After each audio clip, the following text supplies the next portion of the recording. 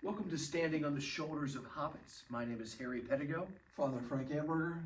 We're joining you today for a discussion on spiritual reading. Is that correct, So Father? it's a little different, and we're not going to be delving into any chapter of Tolkien.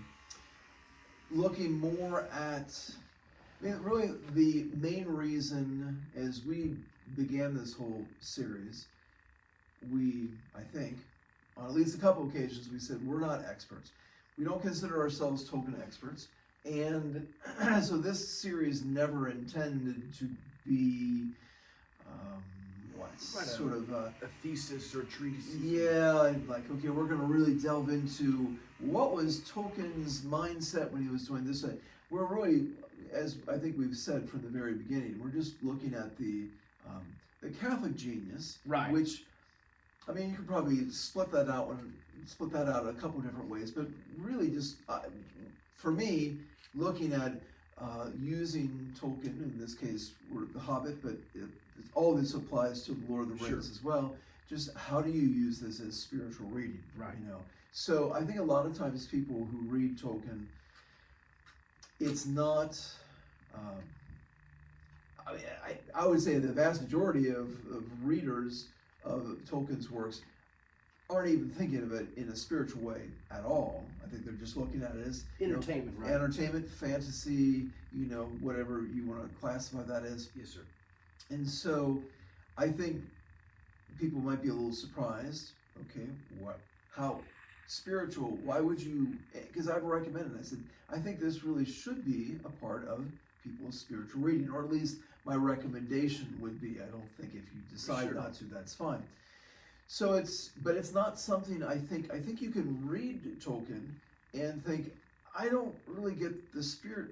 Where is this? So I guess, we're what? I don't know, we're 6-ish, chapters into The Hobbit. And we're also kind of playing a little catch up with, we're trying to do like a little short series because we know people are busy. And so maybe you don't have time to listen to a longer length video or watch a longer length video, but you still want to read Tolkien in a spiritual way. When I say a spiritual way, I guess I think of spiritual reading, my loose definition is reading that would allow your heart and mind to ascend to God, and as a sort of a part of that is that it allows us to reflect more deeply upon our life in light of God, so that our life can reflect more beautifully or more powerfully, the goodness of God. So, on one hand, I think any reading, anything, could be spiritual, right? But not every reading is what I would recommend to be spiritual. So you could read something. We're going to give an example here of something that I think most people would say, that doesn't sound like good spiritual reading. And it probably isn't really good. It's not a good selection for spiritual reading, but anything can raise our minds and hearts to God. Some things are just less likely to. Because I think the reading that has goodness and beauty and truth is going to just naturally help us in that spiritual way. So you could share this with me just recently. Right. It's a classic. It's a great classic, the Iliad, and it's not. I'm just going to use it as sort of an example of anything could be spiritual reading, but right. Is this just a very kind way of saying that you're concerned with my selection of literature? Well, since you were gonna read that to the first graders or something like that, not literally. No, I would never do that. But I think I did say you were joking. So yes. This is a book called Soldiers and Ghosts: A History of Battle in Classical Antiquity. Which riveting. You think, hey, well, actually, it sounds kind of interesting, but it has an excerpt from the Iliad. Dealing with the death of a particular soldier, and it says The pitiless bronze spearhead smashed its way clean through, below the brain in an upward stroke, and the white bones splintered, and the teeth were shaken out with the stroke, and both eyes filled up with blood. And gaping, he blew a spray of blood through his nostrils and through his mouth, and death and a dark mist closed about him. Well, now, obviously, that's a pretty intense passage. Pretty graphic, yeah. And you might think, okay, that has nothing to do with spiritual reading. Like I said, anything can be spiritual reading. So, in other words, I wouldn't recommend this, but for example, how could this be spiritual? Well, you have to make some significant moves in a different direction. But you could say, for example, gosh, that horribly violent, horribly painful, and you have to make a bit of a jump here, but you think, well, I know our Lord didn't experience that exactly on the cross, but he experienced some horrible physical trauma that is describing. So you could say, kind of reminds me a little bit of the crucifixion, and you think, right, well, heavens, that really, makes me be so appreciative of what our Lord did for me on the cross, and you know what, I really need to maybe spend a little more time reflecting upon, our Lord's passion. So you can take something and, use it in a spiritual way, but some things are going to be much more, they're a lot easier to do. So, for example, you're never going to beat Scripture, because obviously that is goodness, beauty, and truth. Right. God is the primary author, so it's going to be the best and the first place that we always start with spiritual reading. But I think people are, maybe in today's world, are used to spiritual reading maybe in a little bit more of a, I don't know if you would say didactic way. It's formulated in a way that really says, okay, here, you want to read this like a daily devotional, and here, this will kind of allow you to, we'll make the applications for you. Here's a little passage, here's something to ponder, and then here's maybe a little prayer to use, in that. It's just an example. It's sort of spelled out for you already, isn't it? Yes. Which is fine. Nothing wrong with perfectly fine. No, absolutely. That's perfectly fine. And there are all kinds of different daily devotionals of sorts. One of my favorites that I've recommended for years, In Conversation with God. No problem there at all. It's in little bite-sized sections, etc., etc. Actually, it's a great classic. It's, from the 15th century, The Imitation of Christ. You could call it almost a daily devotional, different little chapters and whatnot. When it comes to Tolkien, this is where I think I'm just going to put out, and I think we've talked about this, but I guess I wanted to make a more specific video of, okay, here's what I would recommend if you want to take Tolkien. Because obviously if you're just reading this, just a copy of The Hobbit, if you're reading it and you might say, well, it's a great book, but I'm not really getting this, I'm not really sure. And that's why we're producing this series to help the audience have some sort of purchase, if you will, to say, okay, I see your point, and et cetera, et cetera. For the shorter version of this, when we make maybe a 3, 4, or 5 minute video for each chapter, it's at least, okay, you don't have enough time to watch the whole thing. Here's a few points to really focus on as you're maybe reading. Right. But this is why I would recommend, it's definitely not the easy, some of it is easier than others, other sections, other chapters. This is why I would say it's worth the effort. I think if you're going to use Tolkien, whether The Hobbit or Lord of the Rings, as spiritual reading, you're going to have to, I think, put in a little more effort than maybe you would certainly if you would be reading something, I don't know, some spiritual classic, Imitation of Christ, St. Therese's, Story of a Soul, something of that nature. Whatever the spiritual reading is, and we're going to assume you're not reading, Soldiers and Ghosts, you're reading something that's going to be just a lot more...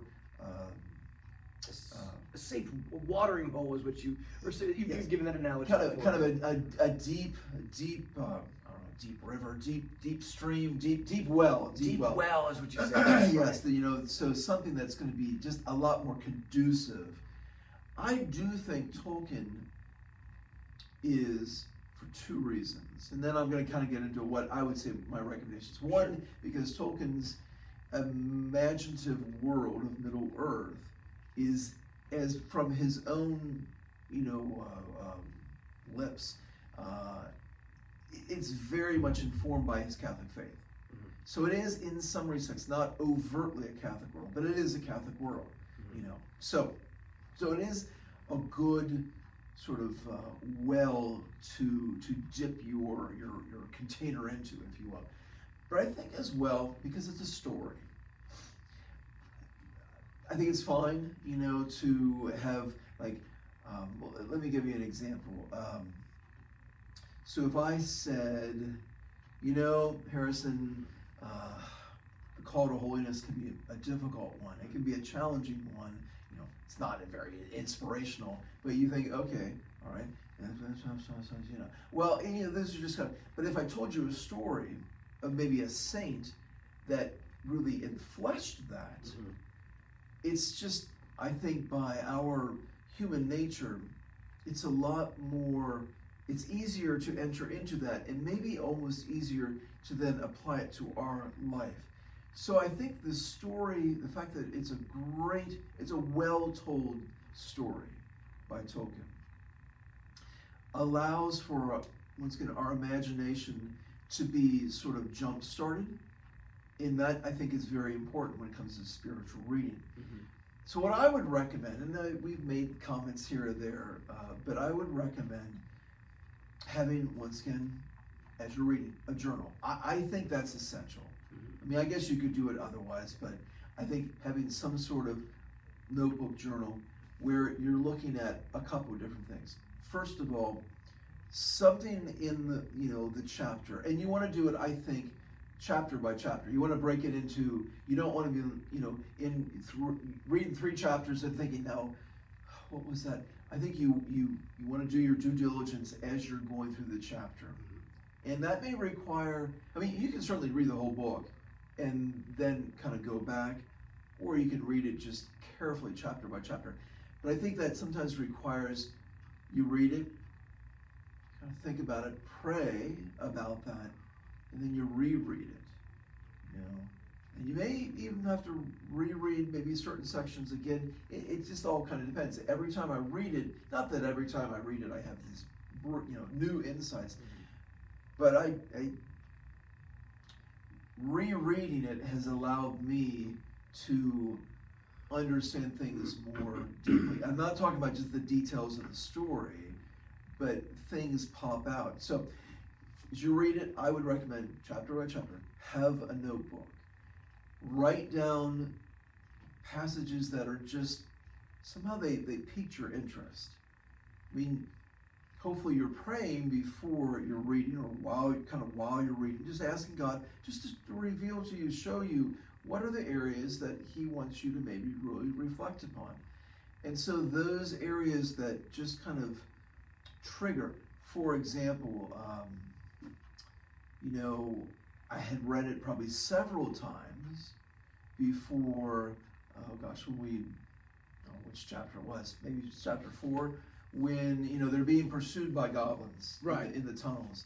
And it was only really as I was kind of preparing for this that it really struck me as like that. I love that phrase, or the quote from Gandalf, things, could be worse, it could be a lot better, etc., etc., etc., on we go. And to me, that was very helpful. But I only saw that maybe after, the 4th or 5th time I've read that chapter. And and I was looking, I'm like, okay, let me sift through. And then all of a sudden it really popped out. So something that really kind of pops out, as well as, you might, there may be just a quote that just really strikes you. I mean, I know those two are kind of very similar, but I mean, if there's something that you think is a bit odd or just catches your attention, notate that. If there is something that you think, oh, that quote really, somehow that moves me, take that with you. Okay, write that down. And honestly, the spiritual reading is then just kind of going back and pondering, thinking about, what does that mean? I mean, this is what I want to do in a very succinct way in these little short videos, just taking 1 or 2 or 3 points, maybe just kind of detailing them out. But it really is allowing us to say, what, for example, Gandalf invites Bilbo to share in an adventure. It didn't really strike me at the time I read it, and probably the next several times I read it. But then I thought, oh, that's actually a really beautiful perspective to think that in that sense, Gandalf is a bit of a Christ-like figure, is inviting you, me, to share in an adventure. Well, sharing implies we're going to be together in this. Now, we're not going to go into any detail on that, but to me, that is, it's a beautiful concept. I don't know if Tolkien intended, to use that, specifically he's writing it in that way or not. I don't know. But then comes, I think, the next extremely important step. So if at that point I think, oh, well, that's actually kind of beautiful, and it raises my mind and heart to God, and I think, isn't that beautiful that Christ calls me to share in, if you will, the adventure of holiness, invites me to share in that journey with him, which he does. He says, come to me all you labor and are burdened, and I will give you rest, etc., etc. So that has elevated my mind and heart to God, and I think, that touches me. Okay. But then the next sort of the flip side of the coin is, well, in reflecting upon that, what does that mean for me? I mean, it's one thing to say, and this is where, I guess one of the reasons I want to make this video is just to emphasize the importance of, you can listen to, us and think, oh, well, I don't think I would have ever seen that before. Maybe you would, maybe you wouldn't. I'm sure, our listeners have seen things that we haven't seen before. But it's not enough to say, well, that's interesting. I'll have to take note of that.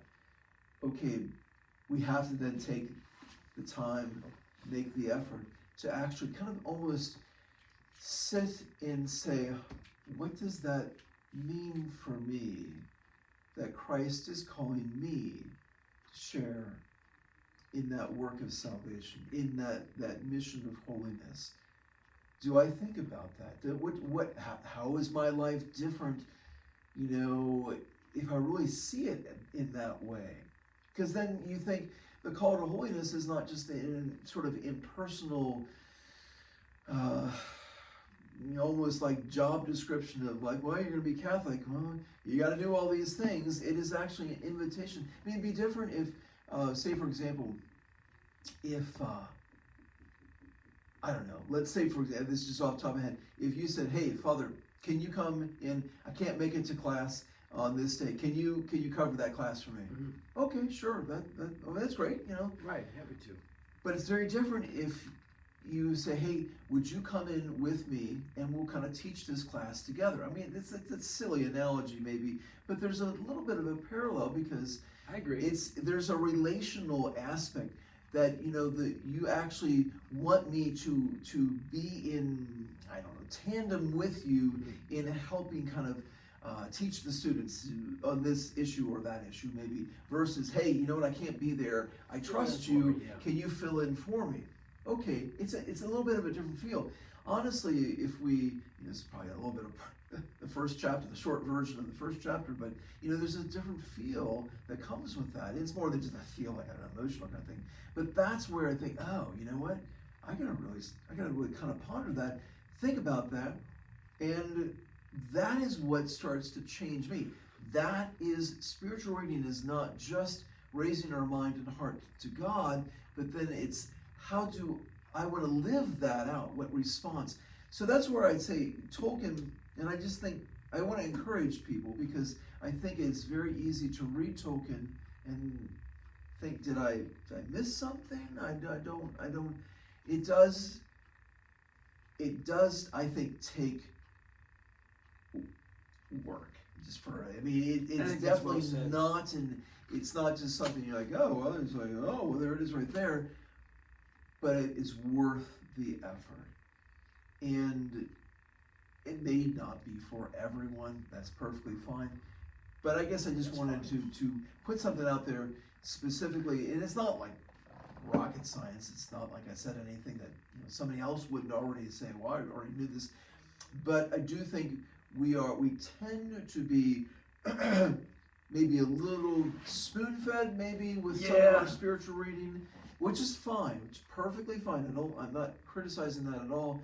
However, this is maybe moving to another level where you're having to kind of say, hey, I got to figure this out. What's here? But I think because of the imaginative aspect to this, it draws you in, versus, hey, you know what? Great spiritual reading would be, on one hand, would be St. Thomas Aquinas's Summa Theologica. Right. But that's weird.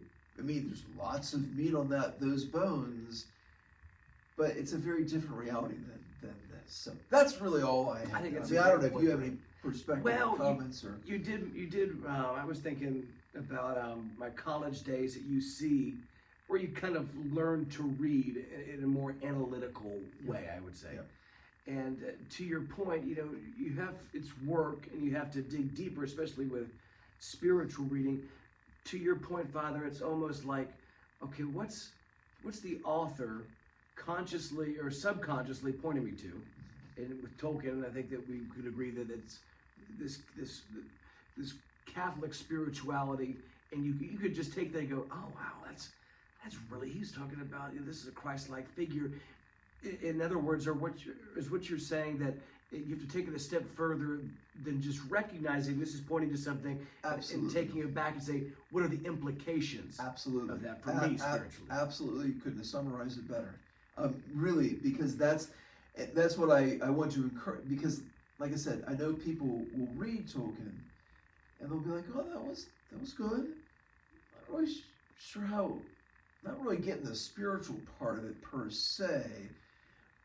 And I don't want people, it's not enough just to even say, oh, hey, I watched that podcast or video, whatever you call it, and I understand the spiritual points you're bringing up, and that's good. That may not be the same things for, what I find may not be for you, and vice versa. There's going to be some similarities, but there are going to be differences, because we're both different individuals.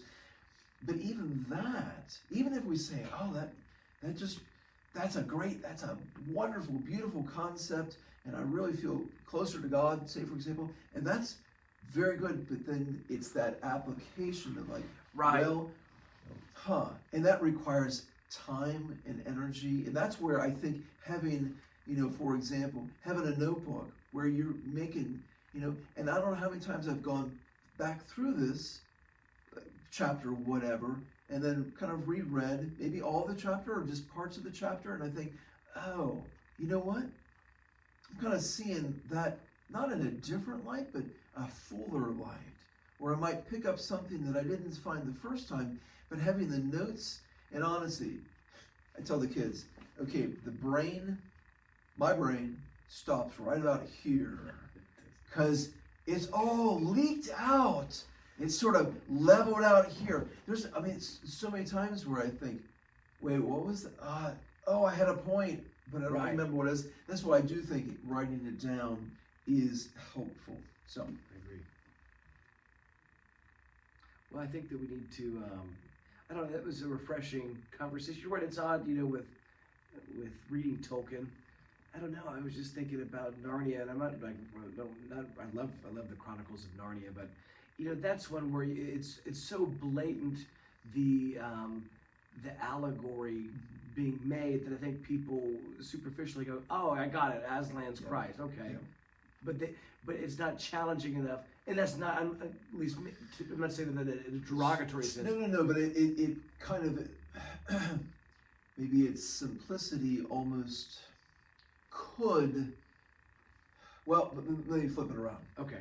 Tolkien's complexity almost, you either kind of, I think, miss it, or you got to dig a little deeper. But once you are digging deeper, it's his complexity actually pulls you in. That's the point. Yeah. Exactly what I was trying to say. We're like with Aslan, as like a 30-year-old, I read about Aslan. I loved reading about him as a kid. And that's a Christ-like fit. That's meant to represent Christ. Mm-hmm. And it's not. You're not putting in the author's not having you put in the work, at least as a 30-year-old, necessary to have that sort of reflective, have the ball thrown back to you and say, oh, what does that mean for me then? I think that's kind of the gist of, when we're reading Tolkien. Tolkien, that's what's genius about Tolkien, isn't it?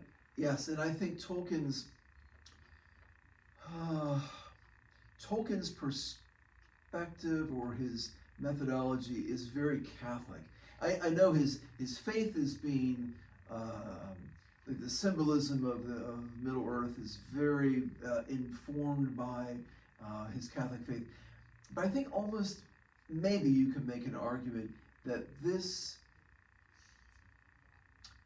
type of writing, not having it in this sort of very straightforward allegory kind of, is almost, has that very Catholic element to it. Right. It's there's a richness, but that richness, when you have a rich vein of whatever, let's just say it's gold, that means it's not just all up there on the surface just to be plucked up, just, fill your little basket with it and off you go. You got to dig into it.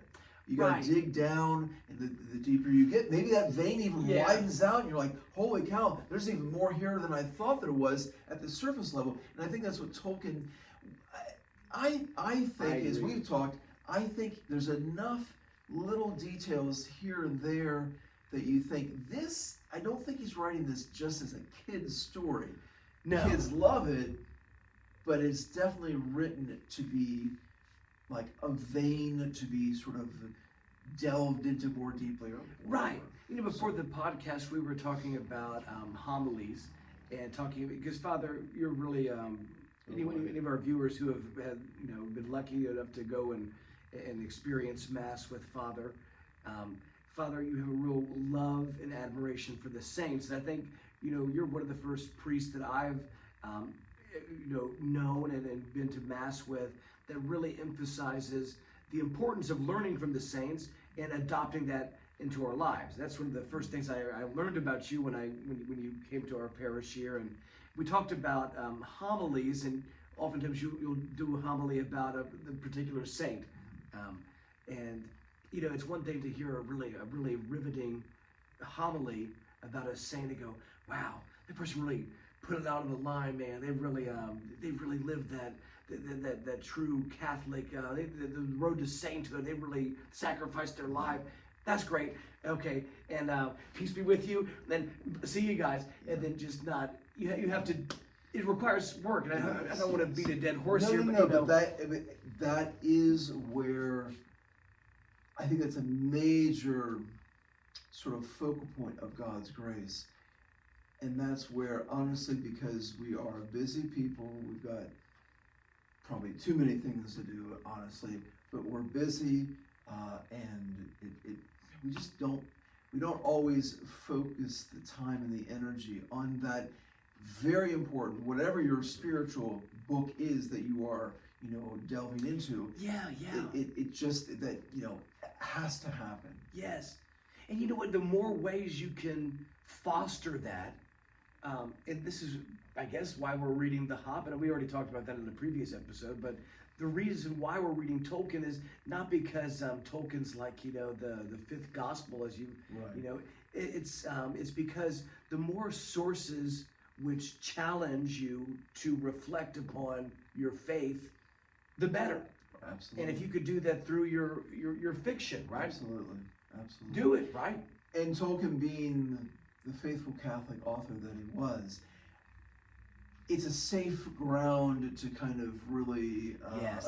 move about in, because you're not all of a sudden going to, people are going to be, you've become a Pelagian now. What happened? Well, I was reading J.R.R. Tolkien.